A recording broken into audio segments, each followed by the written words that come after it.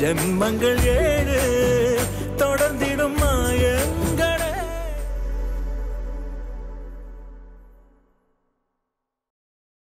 இந்தியாவில் இத்தனை கோடி பேர் இருக்கான், எவனை கேட்டாலும் ஹார்ட் ஒர்க் பண்றாங்க. இங்க ஹார்ட் ஒர்க் பண்ணிலாம் முன்னேற முடியாது. That's harsh truth. எனக்கு நடந்தது உனக்கு நடந்துடக்கூடாதுப்பா. அப்பா மாதிரி ஆயிராத, என்ன மாதிரி ஆயிராத, என்ன மாதிரி ஆயிராதப்பா. நீங்க டிராவிட் ஃபேன்பா, நான் தோனி ஃபேன். மேம்படுத்தப்பட்ட சமூக பொருளாதார வளர்ச்சியை அடைய மக்களுக்கு வழிகாட்டுவதே மக்கள் நீதி மையத்தின் முதன்மை பணி.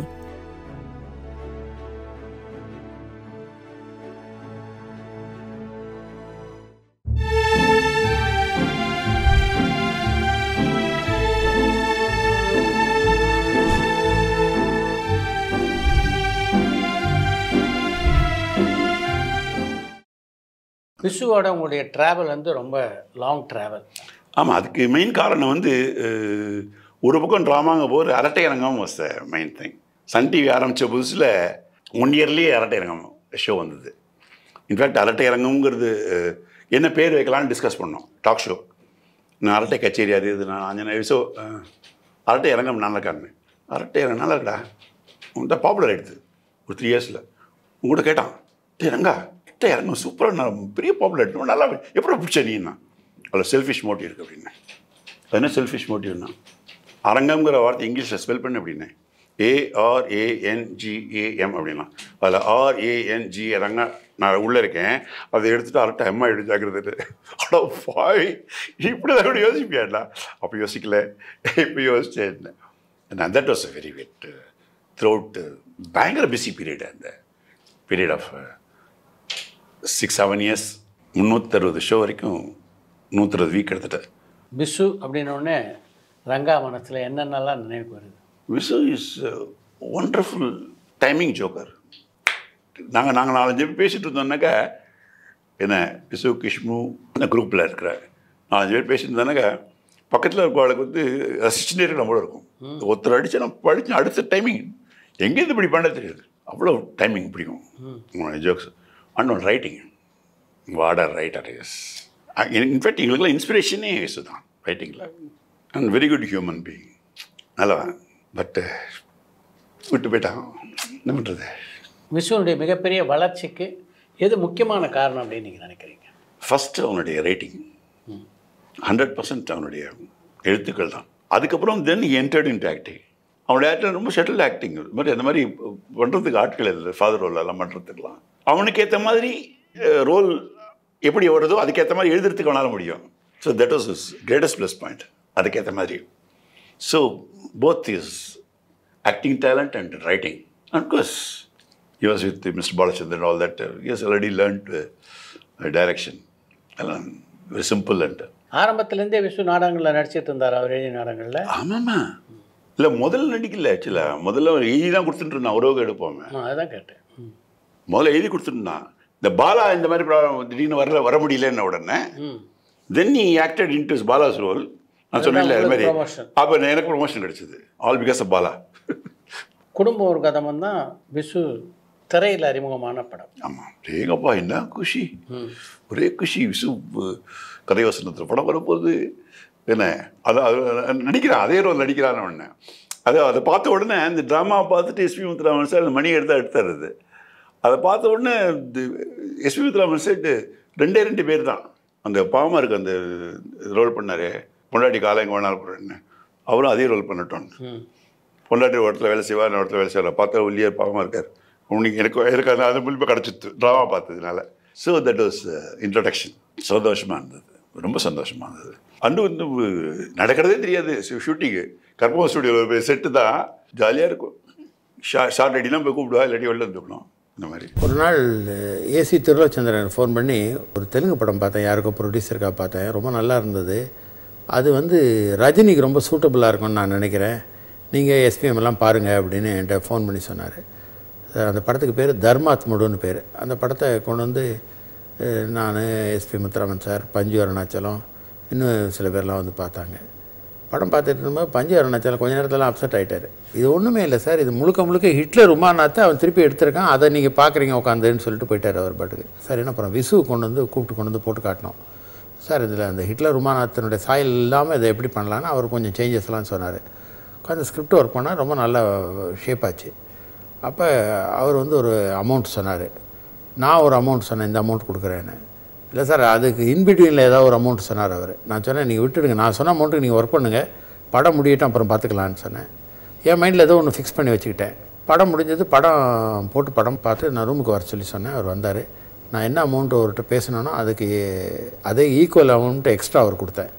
என்ன சார் இதுன்னார். இல்லை சார் அன்றைக்கே என் மைண்டில் ஃபிக்ஸ் பண்ணிட்டேன், படம் திருப்தியாக வந்தால் உங்களுக்கு இந்த டபுள் த அமௌண்ட் கொடுக்குறதுன்னு அப்படின்னு சொன்னேன். இல்லை சார் இந்த அமௌண்ட் கொடுத்ததுக்கு பதிலாக எனக்கு ஒரு படம் கொடுத்தா எவ்வளோ நல்லாயிருக்கும் சார்னார்.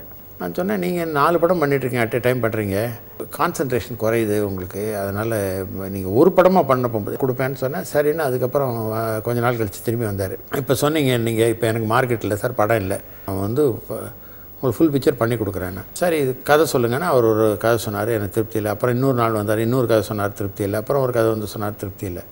அப்புறம் ஒரு 3ஆம் தடவை கதை சொன்னோன்னா அவர் கொஞ்சம் மூட் அவுட் ஆகிப்போச்சு. அப்போ சொன்னார், சார் எனக்கு படம் கொடுக்கலன்னா ஏமாத்தாதீங்க, இல்லைன்னு சொல்லிட்டு போங்க, ஏன்னா நான் எது சொன்னாலும் பிடிக்கலன்றீங்க. இல்லை சார் நான் வந்து நீங்கள் முத்துராமன் டைரக்ட் பண்ணி நீங்கள் எழுதின குடும்பம் ஒரு கதமை மாதிரி ஒரு நல்ல அருமையான ஃபேமிலி சப்ஜெக்ட் சொல்லுவீங்கன்னு உங்கள்கிட்ட இருந்து எதிர்பார்க்குறேன், நீங்கள் அதை விட்டுட்டு வேறு என்னென்னமோ சொல்கிறீங்க சார், அதெல்லாம் திருப்தியாக இல்லைன்னு அப்படின்னு சொன்னோடனே, அப்போ நான் இப்போ ஒரு கதை சொல்கிறேன் சார்ன்னா. அப்போ வந்து நான் நார்மலாக இந்த மாதிரி கதை கேட்க போகும்போது என்னுடைய ஃப்ரெண்ட் ராஜா கூடவே இருப்பார். அவருக்கு சினிமாவுக்கு சம்மந்தம் இல்லாட்டினா கூட இது ரெகுலராக ட்ராமாலாம் பார்க்குறவர், எனக்கு ரொம்ப க்ளோஸ் ஃப்ரெண்டு, அதனால் நான் எப்போவுமே கூட வச்சுப்பேன். ஸோ கதை கேட்கும்போது அவரும் உட்காந்துட்டார். அப்போ இவர் இந்த உறவுக்கு கழுவி கொடுப்போம்ன்ற அந்த ட்ராமா அவனுடைய கதையை ஃபுல்லாக நரேட் பண்ணார். அதனால் இது ஏன் முன்னாடி நீங்கள் இந்த கதையை சொல்லாமல் வேறு என்னமோ சொன்னீங்கன்னா. இல்லை சார் இந்த கதை வந்து ஏற்கனவே நான் ட்ராமா போட்டு சக்ஸஸ்ஃபுல் ட்ராமா ஒன்று ராஜா சொல்லிச்சு. ஆமாம் ஸ்டாண்டிங் ஓவேஷன் கொடுத்தாங்க அந்த கிளைமேக்ஸுக்கு. அப்போ ஏன் அந்த கதை இருந்தீங்கன்னா அதை தான் கேஎஸ் கோபாலகிருஷ்ணன் கொடுத்து ஜெமினி கணேசன் வச்சு வைஜி மகேந்திரன் டைரக்ஷனில் இந்த படம் எடுத்து ஓடாமல் போயிடுச்சு சார். அது நான் சொன்னேன் ரொம்ப நல்லதாக போச்சு, நல்ல கதை, ஓடலைன்னா திருப்பி எடுத்துடலாம், அது ஒன்றும் தப்பு இல்லை, அதை எடுத்துருவோம் அப்படின்னு சொன்னேன். அப்போ சொன்னேன் இது ஏன் ஓடலைன்னு அனலைஸ் பண்ணி பார்க்கணும். இல்லை சார் நம்ம இது மிடில் கிளாஸ் ப்ராப்ளமாக இருக்குது, இது வந்து காமன் பீப்புளுக்கு எல்லா கிளாஸும் அட்ராக்ட் பண்ணணும்னா அதில் கரெக்டாக காமெடி உட்காரணும் சார், உட்காந்தா எல்லா கிளாஸுக்கும் பிடிக்கும் ஒன்று. நானும் என் பிரதரும் காமெடி பண்ணியானார். இல்லை சார் உங்கள் காமெடி பண்ணிங்கன்னா அது ஹை கிளாஸ் காமெடி சார், அது தாம்பரம் தானே அது வந்து எடுத்துக்க மாட்டாங்க. அப்படின்னா நீங்கள் என்ன கவுண்டமணி செந்தில் ஜனகராஜ் அந்த மாதிரி சொல்கிறீங்களா அப்படின்னு. அதெல்லாம் என் கதையில் கேட்டேன் சார். நான் அதெல்லாம் வேணாம் சார், நீங்கள் மனோரமா போடுங்க சார், ஆட்சி மனோரமா போடுங்க, வாசலில் கோலம் போடுறதுலேருந்து கணத்தடி வரலும் வர மாதிரி அந்த கேரக்டர் ஒன்று டெவலப் பண்ணுங்கள் சார், அது ரொம்ப ஒரு இன்ட்ரெஸ்டிங்காக இருக்கும், எல்லா ஏஜ் குரூப்புக்கும் பிடிக்கும் அது, அந்த மாதிரி பண்ணுங்க. சார் என் கதை கெட்டுப்போம் சார், நான் ஒத்துக்க மாட்டேன் சார். சார் நான் இப்படி படிச்சுன்னு பதில் சொல்லாதீங்க, ஒரு 4 நாள் போய் யோசிச்சுட்டு வந்து சூட் ஆகாதுன்னு சொல்லுங்கள், அப்போ நான் ஒத்துக்கிறேன். நீங்கள் டக்குன்னு பதில் சொன்னீங்கன்னா நான் அதை ஒத்துக்க மாட்டேன். ஒரு 4 நாள் கழித்து வந்தார். எப்போவும் கொஞ்சம் பிடிவாதம் பிடிச்ச ஒரு விசு, அதனால் அது ஒத்துக்க மாட்டார் நான் சொல்கிறத நினச்சிக்கிட்டு இருந்தேன். ஆனால் அது நேர்மாறாக வந்து சொன்னார், சார் இந்த கதை எப்படி பண்ணேன், மனோரமா கேரக்டர்லாம் இப்படி கதை பண்ணேன்னு எனக்கே புரியல சார், இந்த கேரக்டர் உருவனா கதையை கொலாப்ஸ் ஆகிடும் சார், அவ்வளோ பிரமாதமாக இருக்குது சார். அப்புறம் கதையை அவர் தான் டெவலப் பண்ணது, ஐடியா தான் என்னதை தவிர ஃபுல் ஸ்க்ரீன் பிளே அவர் தான் பண்ணார், ரொம்ப அழகாக பண்ணியிருந்தார். அதை வந்து ஸ்டார்ட் டு ஃபினிஷ் இந்த கேரக்டர் வர மாதிரி பண்ணார். அப்புறம் நான் அது ஒரு சீன் வந்து ஒரு ஸ்லிப்பரை வச்சுக்கிட்டு ட்ரிங்க் பண்ணுற மாதிரி ஒரு சீன் சொன்னேன். நான் அதுக்கு பதிலாக ஒரு பாட்டு வைங்கன்னு. சார் நான் பாடினா ஒத்துப்பாங்களான்னாரு. அதுக்கு நான் சொன்னேன் தெய்வம் தந்த வீடுன்னு ஜெய் கணேஷ் வந்து அவ்வளோ ஒரு தொடர்கதையில் பாடினார்.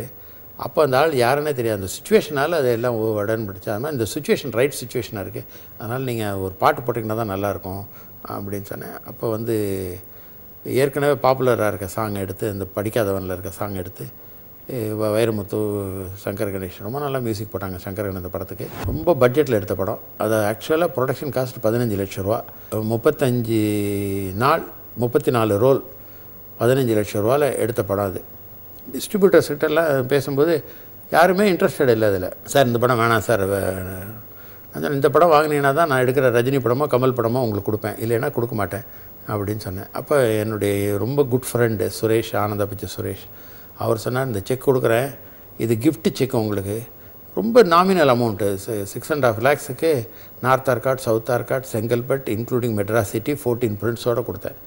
அப்போ இது வந்து அதுக்கு செக்கு கொடுக்கும்போது அவர் சொல்கிறார் இது கிஃப்ட் செக்கு, ஏன்னா உங்கள்கிட்ட மற்ற படத்தில் நான் சம்பாரிச்சிருக்கேன், அதனால் இது கிஃப்ட்டு அப்படின்னு சொல்லி கொடுத்தாரு.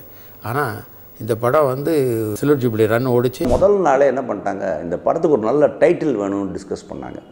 என்னென்னமோ எழுதினாங்க, நம்ம தமிழ் சினிமாவில் ஒரு பெரிய விஷயம் ஒன்று ஜெயிச்சா அப்படியே வரிசையாக வரும். காதல்னு வச்சா தோல்விங்கிறதுக்காக காதல்னே வைக்காமலாம் இருந்தாங்க ஒரு காலத்தில். அது ஒரு பெரிய கதை உண்டு. அதே மாதிரி இப்போ வந்து ஒன்று ஜெயிச்சா அதையே பிடிச்சிக்குவாங்க டக்குன்னு. அண்டு அதில் தான் வந்து சின்ன தம்பி ஓடி இருக்கே, நம்ம ஒன்று பண்ணுவோம், சின்ன அண்ணன் பண்ணுவோமா அப்படின்ற மாதிரி விதமாக பேசும்போது, இந்த கதை என்ன சார், மாப்பிள்ளை தேடுற கதை தானே சார், சின்ன மாப்பிள்ளைன்னு வைப்போனார். நிஜமாக சொல்கிறேன், மினிட்டில் அந்த டைட்டில் ரெடியாகி இங்கே சொன்ன உடனே அவ்வளோ பரபரப்பு. சின்ன மாப்பிள்ளைன்ற டைட்டில் பற்றிக்கிச்சு. கதை ரெடி ஆகிறதுக்கு முன்னாடி டைட்டில் ரெடி ஆகிடுச்சு. அன்ஃபேக்ட் அந்த கதையில் வர்ற சின்ன மாப்பிள்ளைங்கிறது ஒரு எக்ஸ்ட்ரானரி கேரக்டராகவும் அப்புறம் அமைஞ்சு போச்சு. ஸோ அப்படியே உட்காந்து ஒரு 15 நாள் ரெடி பண்ணிட்டாங்க. ரெடின உடனே ஒரு மாதிரி செட் பண்ணி ஃபர்ஸ்ட் ஷெடியூல் போகலான்னு பிளான் பண்ணியாச்சு. ஃபர்ஸ்ட் ஷெடியூல் வந்து பிரபு சார் வந்து ரெடி ஆகி வந்துட்டார். முக்கியமான கதாபாத்திரம் நடிக்கிற விசு சார் வந்து நல்ல ஜாலியாக ஒரு மைனர் ஜிப்பா, ஒரு பெரிய விக்கு, செயின், ஆலினா அழகராஜா மாதிரி ஒரு கெட்டப்பு, எத்த வேணால் சொல்லி யார் வேணால் கல்யாணம் பண்ணி வைக்கிற புரோக்கரு அப்படின்னு ஒரு கேரக்டரோடு அப்படி வந்து கெட்டப்பாக வந்துட்டார். சுகன்யா அவருடைய சுகன்யா வந்து பிரபு சாருக்கு பேரு. அந்த ஒரு இடத்துல ஒரு சுச்சுவேஷன் இருக்குது. சுகன்யாவும் நல்ல கெட்டப்பில் வந்து இறங்கியாச்சு. பெரிய லெவலில் எம்ஆர் ராதா மாதிரியே பண்ணணுன்ற மாதிரி டிசைட் பண்ணி ராதா ரவிக்கு ஒரு கேரக்டர் நடான்னு கேட்குற அளவுக்கு. ஸோ அதுவும் ரெடி. நாங்கள் எல்லாமே ஹாப்பி. ஏன்னா எங்கள் கையில் ஷெடியூல் இருக்குது, 30-40 நாளில் படம்னு இருக்குது. கடான்னு ஷூட்டிங் நடக்க போகுது. சின்ன தம்பி ஹிட்டு கொடுத்துருக்காரு. ஸோ அம்மா கிரியேஷன்ஸ் வெற்றி பாதையில் முதல் படமாக இருக்க போகுதுன்றாலும் நாங்கள் தயாராகிட்டோம். ஆனால் முதல் நாள் ஒரு பிரேக்கில் ஒரு சின்ன டிஸ்கஷனில் ஒரு டிஸ்டர்பன்ஸ் வந்தது. என்னடா டிஸ்டர்பன்ஸ்ன்னு நினச்சோம். ஆனால் அது ஆக்சுவலாக பிளஸ்ஸிங் இன் டிஸ்கைஸுங்கிறது அப்புறம் தான் புரிஞ்சுது. விசு சார் வந்தார். சிவா, நான் வந்து சொன்னால் கோச்சிக்காதீங்க, நான் வந்து இந்த அந்த கேரக்டரோட எல்லாம் யோசித்து பார்த்தா கரெக்டாக செட் ஆகலை. ஏமோ கதை என் மேலேயே போகுது. நான் தான் இங்கே ஏமாற்றி கல்யாணம் பண்ணிச்சேன், அங்கே ஏமாற்றி கல்யாணம் பண்ணிச்சேன்னு என் மேலே கதை போகுது. பிரபு சார் ஹீரோ, பிரபு மேலே போகணும். நான் ஒரு சின்ன தூண்டுகோலாக ஒரு எக்ஸ்ட்ரா கேரக்டராக இருக்கணும், அவ்வளோதான். அண்டு கொஞ்சம் அது கம்மியாக இருக்குது சிவா, நம்ம கொஞ்சம் கரெக்ட் பண்ணிக்கலாமே அப்படின்னாரு. பிரபு சார் பண்ணிக்கலாமே அப்படின்னாங்க. நோ ஈகோ, ஒன்றும் கிடையாது, ஜாலியாக. இன்ஃபேக்ட் வேறு யாராக இருந்தாலும் ஃபஸ்ட்டு டே அப்படி சொன்னால் என்ன சார் வஸ்து பண்ணிட்டானே அது இதும்பாங்க. But Siva also understood the position. சரி என்ன பண்ணலான்ட்டு. பட் ஒரு விஷயம் மட்டும் கிளாரிட்டியோடு இருந்தது. மறுபடியும் போய் கலைமணி சார்கிட்ட வேறு கதை எழுதி கொடுங்க, வேறு மாதிரி பண்ணுங்கன்னு கேட்கக்கூடாது. ஏன்னா அவர் 30 நாள் வேலை பார்த்துட்டார். அப்போ எனக்கு வந்து கிரேசி மோகன் நல்ல ஃப்ரெண்டு, அவங்க சந்தான பாரதிக்கும் கிரேசி மோகன் நல்ல ஃப்ரெண்டு. ஸோ சந்தான பாரதி கிரேசி மோகன் ட்ரை பண்ணலாமா அப்படின்னு கேட்கும்போது டபால்னு கிரேசி மோகன் அப்ரோச் பண்ணோம். ஏன்னா கிரேசி மோகன் வந்து ஒரு வகையான கதையில் மாஸ்டர், ஒன்றும் டவுட்டே கிடையாது. டபுள் ஆக்ஷனோ இல்லை ஒரே மாதிரி ரெண்டு வேஷம் போட்டு ஏமாத்துறானாலோ, அந்த மிஸ்டேக்கன் ஐடென்டிட்டிங்கிறதுக்காக அந்த மாதிரி கிளாஸில் அந்த மாதிரி இதில் வந்து ஜானரில் வந்து ஒன்றும் பண்ண முடியாது. அவர் இன்னி வரைக்கும் கிடையாது, இனிமேல் யாரும் கிடையாது. ஸோ அந்த மாதிரி கதைக்கு அவர் கரெக்டாக இருப்பாருமோன்னா அவர் வந்து இப்படி கதையை மாதிரி கேட்டு சரி நான் ஒன்று பண்ணித்தரேன் அப்படின்னு கடகடன்னு ஒரு ட்ராமா எழுதுகிற மாதிரி கடகடன்னு ஒரு 3 நாளில் ஃபுல் ஸ்கிரிப்ட் பண்ணிட்டாரு. கதையெல்லாம் மாறிடுச்சு மொத்தம். இப்போ பார்த்தா ஆலினார் அழகராஜா விசு வந்து சாதாரண புரோக்கராக ஒரு காசி துண்டு போட்டுக்கிட்டு நார்மல் பேண்ட் வேட்டி சட்டை போட்டுக்கிட்டு சும்மா கேஷுவலாக வந்து அப்புறம் அவர் வந்து கேஷுவலாக எம்ஆர் ராதா ராதா ரவி வீட்டுக்கு போய் அவருடைய பொண்ணுக்கு ஒரு அலையன்ஸ் கொடுக்க அந்த இடத்துல ராதா ரவி கையாமியான்னு இன்சல்ட் பண்ணேன். என்னடா நம்மளை இன்சல்ட் பண்ணிட்டாங்களேன்னு நினச்சேன். புரோக்கர் கேஷுவலாக அந்த பிரபுவை பார்க்க பஸ் ஸ்டாண்டில் அவர் கையில் இருக்கிற ஃபோட்டோ வந்து அப்போ தான் பார்த்துட்டு வந்த ஃபோட்டோ, சுகன்யாவோட ஃபோட்டோ. அதை வந்து பிரபு பார்த்தோன்னே யார் இது நல்லா இருக்கேன்னு ஆஹா இந்த பையன் இந்த பொண்ணை விரும்புகிறான், இந்த பொண்ணையே கட்டி வைப்போம், அதுதான் அவனுக்கும் கரெக்டு, நம்ம ராதா ரவிக்கும் லெசனாக இருக்கும். நமக்கு தெரியும் பிரபு நல்லவன்ட்டு, மீதி விளையாட்டை நம்ம பார்த்துக்கிறேன்னான்ட்டு சின்ன விளையாட்டு கதையை ஆரம்பித்து இவரை போல் அவர் இருக்காருன்னு சொல்லி அவர் அண்ணன் தம்பின்னு சொல்லி இல்லாத 2 பேரை வச்சு அழகாக கதையை நகர்த்தி. இன்ஃபேக்ட் 2 பேர் ஒரே மாதிரி இருக்கானோன்னா ஒரு மீசையை வைப்பாங்க, ஒரு மறு வைப்பாங்க, விக்கு மாற்றுவாங்க, ட்ரெஸ் ஒன்றும் மாற்றாமல். எனக்கு தெரிஞ்சு டபுள் ஆக்ஷன் கதையில் ஒரு ஹீரோ 2 வேஷம் போடும்போதும் ஒரே கெட்டப்பில் வந்து பேரை மட்டும் மாற்றி சொல்லி நடித்த கதை இதுதான். இதுக்கு முன்னாடி ஜுவல் தீஃபில் தேவானந்த் இப்படி இருக்கும், இல்லாத ஒரு கேரக்டர் க்ரியேட் பண்ணி ஒரே மாதிரி 2 பேர் கெட்டப்பில் இருப்பாங்கன்னு. அதுக்கப்புறம் இந்த கதை தான். அப்படியாக வந்து அந்த படம் எக்ஸ்ட்ரானரி ஹிட்டு. எப்படி இது பாசிபிள் ஆச்சுன்னா ஈகோ கிடையாது. Santhana Bharathi understood the position. Kalaimani sir புரிஞ்சுக்கிட்டாரு. கிரேசி மோகனுடைய கரெக்ட் ஸ்டேஜ் என்ட்ரியில் அவர் இருக்கார், பலன்னு இருக்கார். அவர் கொண்டு வந்து சேர்த்தது நடந்தா போச்சு. முதல் நாளே விசு அவ்வளோ அக்கறையாக அந்த படம், இந்த கம்பெனி, இந்த சிவா இவங்க மேலே அக்கறையோடு அதை மாற்றினது, அதுக்காக சொன்னது. இப்படி பலன்னு வந்து ஒரு நல்ல அறிவு இருந்தால் எல்லா மாற்றமும் செய்யலாம், சினிமாவுக்காக எதை வேணால் செய்யலாங்கிறதுக்கு சின்ன மாப்பிள்ளை. ஒரு இரவு பூரா அந்த கதையை அசை போட்டுக்கிட்டு இருக்கேன் வரலை. ஏன்னா இவரே நினச்சிக்கிட்டு இருக்கிறேன், இவர் பண்ண சாதனையவே நினச்சிக்கிட்டு தான் எப்படி எனக்கு சிந்தனை வரும். அவருக்கு போய் நம்ம திரைக்கதை எழுதுறதா என்னங்கடா விளையாட கேட்குற மாதிரி எனக்குள்ளே நானே பேசிக்கிட்டு இருக்கேன். அப்புறம் சரின்னு உடம்பை சிரித்துக்கிட்டு உட்காந்து என்னுடைய அசிஸ்டண்ட் ஒரு சுரேஷ்குமார்னு ஒருத்தர் இருக்கார், இப்போ இருக்கார். அவர் 25 ஆண்டுகளாக இருக்கார். அவரை கூப்பிட்டு இப்படி ஒரு கதைப்பான்னு சொன்னேன். நல்லா இருக்கு சார் அப்படின்னாரு. இது விசு சாருடைய கதை, இதுக்கு நான் திரைக்கதை எழுதணும்ப்பான்னேன். சரி சார்ன்றார். அப்போ நான் ஃபோன் பண்ணேன், சார் நான் கதை எழுதி முடிச்சிட்டேன், இந்த கதையை எப்போ சொல்லுங்கன்னே. விசு சார் லைனில் வந்துட்டார். கலைஞானம், நம்ம எல்லாம் குற்றாலம் போவோம், இப்போ சீசன் வேறையா, போய் அங்கே போய் ஜாம்னு குளிச்சுட்டு ஜாலியாக இருந்துட்டு கதையை அங்கே அவுத்து விடுங்கன்னாரு. அதாவது திரைக்கதையை. சரி சார்ன்ட்டு நான் குற்றாலம் போய் அடிக்கடி எனக்கு அது சர்வசாதாரணம். கோபாலகிருஷ்ணனுக்கும் என்னை குற்றாலத்துக்கு கூப்பிட்டு போயிருக்காரு. தேவர் வருஷம் குற்றாலத்துக்கு கூப்பிட்டு போவார். நானே ஒரு வாட்டி குற்றாலம் போயிருக்கேன். குற்றாலம் பண்ணால் எனக்கு ஒரு ஜாலி தான், குளிக்கிறது செய்து டிஃபன். பசி பயங்கரமாக எடுக்கும் அந்த தண்ணியில் குளிச்சுட்டு வந்தோன்னே. அதே ரொம்ப முக்கியம் எனக்கு பசி எடுக்காத வர வாங்கிட்டு வந்திருக்கேன். நான் அங்கே போய் குளிச்சு வந்தால் பசி எடுக்கும். 3 இட்லி 4 இட்லி சாப்பிட்டுவேன். அதுக்காகவே குற்றாலம் போடும்போது தண்ணி அடிக்கிற அடியில் பசி பிச்சுக்கிட்டு வருவேன். அதுக்காகவே போவேன். அதனால் எனக்கு குற்றாலம் சர்வசாதாரணம் போகலாம் சரின்ட்டு எங்களுக்கு ட்ரெயினில் டிக்கெட்டு எனக்கும் அசிஸ்டண்ட்டுக்கு இன்னும் 2 அவருடைய அசிஸ்டண்ட்டு போட்டிருக்காருன்னு நினைக்கிறேன். அங்கே இறங்கி தென்காசியும் எங்கேயும் இறங்கி அங்கே குற்றாலத்துக்கு போனோம். அங்கே ரூமெல்லாம் என்ன இடம்னு சொல்லிட்டாங்க. அவங்க இங்கேருந்தே காரில் வரவிட்டாங்க. யார்? விசு சார், அவருடைய மனைவி, அவர் திரிசக்தி சுந்தரராஜன், அவருடைய மனைவி, அவருடைய பொண்ணு மதுமிதா டைரக்ஷன் பண்ண போகுது. முத ஆர்வமாக இருக்குது. என்கிட்ட திரைக்கதையை கொடுத்துருக்கேன், அவர்கிட்ட கேளுங்கன்ட்டார். அவங்க வேறு நான் என்னமோ அது அந்த பொண்ணு தான் ஹாலிவுட்லேருந்து டைரக்ஷன் பண்ணிட்டு வந்தால், நான் எங்கேருந்தோ மேல்நாட்டு டைரக்ஷன் கோர்ஸ் திரைக்கதை கோர்ஸ் எல்லாம் கற்றுக்கிட்டு வந்தேன் மாதிரி எல்லாம் எதிர்பார்த்துக்கிட்டு இருக்காங்க என்னைய. போனோடனே குளிச்சு சாப்பிட்டு அன்றைக்கி ஈவினிங் கல்யாணம் 5 மணிக்கு வச்சுக்கலாமான்னாரு. வச்சுக்கலாம் சார்ன்ட்டு. இவன் சாயந்தரம் 5 மணிக்கு ஒரு வட்ட மேச மகான்னு சொல்லுவாங்கல்ல, ரவுண்டாக சுற்றி உட்காந்துருக்கா. யார்? விசு சாருடைய அசிஸ்டண்ட்டும் சுந்தராமன் மக, அவர் ஒய்ஃபு, அவர். இதான் முதல் முறையாக பார்க்குற. யாரை? அந்த திரிசக்தி சுந்தராமன், அவர் ஒய்ஃபு, மக, எல்லாத்தையும் முதல் அங்கே தான் பார்க்குறேன். அந்த பொண்ணு கால் அப்படி போட்டுட்டு மேலே ஒரு பேடு வச்சுக்கிட்டு நான் சொல்ல எழுதுறதுக்கு ரெடி ஆகிடுச்சு. அது ஃபாரின் மெத்தடு. என்ன நோட்ஸ் எடுக்கிறாள்ல, அது என்னடா அது ஏதோ உலகத்தில் இல்லாத திரைக்கதை சொல்கிறது மாதிரி அந்த பொண்ணு வேறு. அதெல்லாம் அறிமுகமெல்லாம் நடந்து போச்சு. வேறு அதெல்லாம் முடிஞ்சு போச்சு. இப்போ கதை சொல்கிற அத்தியாயம் நான் என்னமோ பேனாவெல்லாம் எடுத்து வச்சு ரெடியாக இருக்கேன். எத்தனை தப்பு சொல்ல போகிறோமோ. சரி விடு, உடம்பை செலுத்துக்கிட்டு கதையை பட்டான்னு அடித்தேன். அடித்த உடனே அது ஒரு குழந்தை மாதிரி அந்த மதுமிதா அப்பா பின்னால் உட்காந்துட்டு என்னை பார்த்து சிரிச்சுக்கிட்டே இருக்கார். ஒரு பெரிய உத்தியோகத்தில் வெளிநாட்டில் போய் வேலை செஞ்சு சம்பாதிச்சு வந்தவர். சாதாரண இல்லை, பிராமின். நாடகங்களில் நிறையா நடித்தவர். இவர் பத்திரிக்கை வேறு நடத்திக்கிட்டு இருக்கார். அப்படிப்பட்ட ஒரு புத்திசாலி, சாதாரண ஆள் இல்லை. மகளுக்காக அந்த படம் இருக்கிறாரு.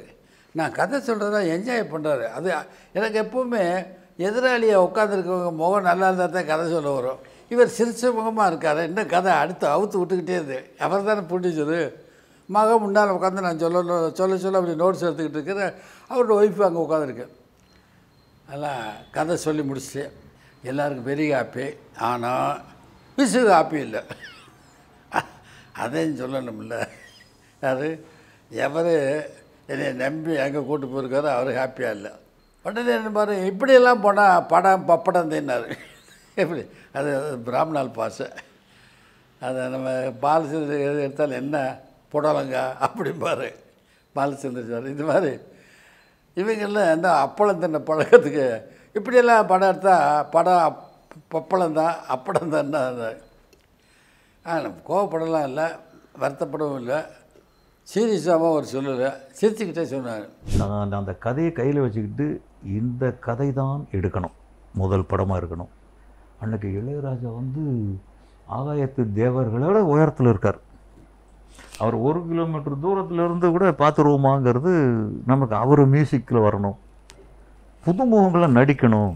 நமக்கு மிகப்பெரிய நடிகர்களுக்காக வெயிட் பண்ணி அந்த பொறுமை இல்லை நமக்கு. அது அப்பயே முடிவு பண்ணிட்டேன். விசு சார்கிட்டே கற்றுக்கிட்டாரு. விசு சார் பெரிய ஹீரோக்கள் பார்த்தா தான் கோவப்படுவார்.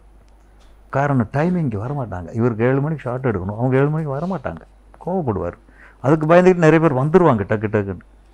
அப்போ வந்தது அதுவும், அடடா நம்மளுக்கும் ஹீரோக்கள் இல்லாமல் படம் எடுக்கணுமே. இது 3 அமைஞ்சதுங்க இந்த ஒரு படத்தில். கிரேட். அதுதான் கடவுள் போட்ட பெரும் பிச்சை. விசு சாருடைய வாக்கு ஆசீர்வாதம், எங்கள் அப்பா அம்மா பண்ண புண்ணியம், இன்றைக்கி என் பிள்ளைங்கள்லாம் பண்ண தவம், அந்த ஸ்கிரிப்ட் படமாக அமைஞ்சது தான். மேம்படுத்தப்பட்ட சமூக பொருளாதார வளர்ச்சியை அடைய மக்களுக்கு வழிகாட்டுவதே மக்கள் நீதி மையத்தின் முதன்மை பணி.